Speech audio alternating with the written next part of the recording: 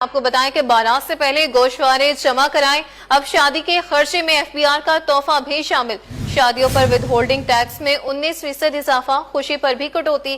سال 2025 میں شادیوں سے 2 ارب 2 کروڑ روپے ود ہولڈنگ ٹیکس جمع۔ فائلرز پر 10%، نان فائلرز پر سیدھا 20% ٹیکس۔ قانون کے تحت شادی ہالز، مارکیز، ہوٹلوں سے ٹیکس وصولی جاری ہے۔ اشرف خان کی یہ رپورٹ دیکھیے۔ اب شادی کے خرچے سے پہلے ایف بی آر کا تحفہ بھی شامل۔ بارات سے پہلے انکم ٹیکس گوشوارے جمع کرائیں اور سہولت لیں۔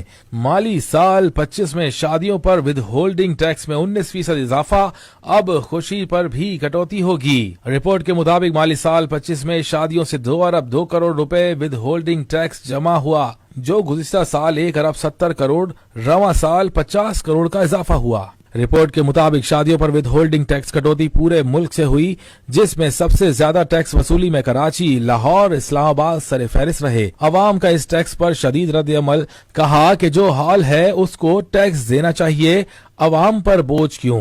شادی ہال مالکان میں لگنے سے عوام کا تو فائدہ نہیں ہے۔ اگر ایک بندہ 20,000 کما رہا ہے تو حساب لگا لو نا کہ وہ ٹیکس اگر اس کو پے کر رہا ہے 1 لاکھ روپے میں ہم شادی کریں مثال تو 20,000 ہم حکومت کو کس چیز کے دے دیں؟ ہمارا تو اس کا پتا پھر ہماری شادی ہمیں حکومت کو کیوں دیں؟ وہ تو شادی ہال سے مالکان سے وصول کرنا چاہیے نا، تو اس سے عوام کو تو ان کو چاہیے ریلیکس۔ پہلے بھی عوام پسے ہوئے ہیں، عوام کو تو کوئی ریلیف ملنے کا دور دور تک کوئی چانس ہی نہیں ہے۔ حکومت نے ٹیکس لگا دیا شادی ہال پہ بھی، کیا ہم اپنے بچوں کی شادی بھی نہیں کریں؟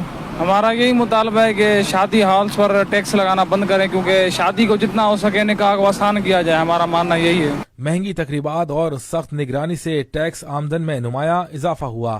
فائنانس ایکٹ کے تحت شادیوں پر ود ہولڈنگ ٹیکس، فائلرز پر 10%، نان فائلرز پر سیدھا 20% ٹیکس عائد ہے۔ کھانا، سجاوٹ، خدمات سمیت تمام اخراجات پر ٹیکس کٹوتی ہے۔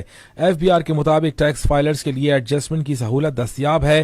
ایف بی آر کے مطابق مہنگے اخراجات کرتے ہیں پر انکم ٹیکس گوشوارے جمع نہیں کرنے والوں پر بھاری ٹیکس عائد ہے تاکہ وہ فائلر بن جائیں۔ پاکستان میں شادیوں پر ہونے والے پرتعیش اخراجات کو دیکھتے ہوئے یہ شعبہ حکومت کے لیے محصولات بڑھانے کا مؤثر ذریعہ بن سکتا ہے۔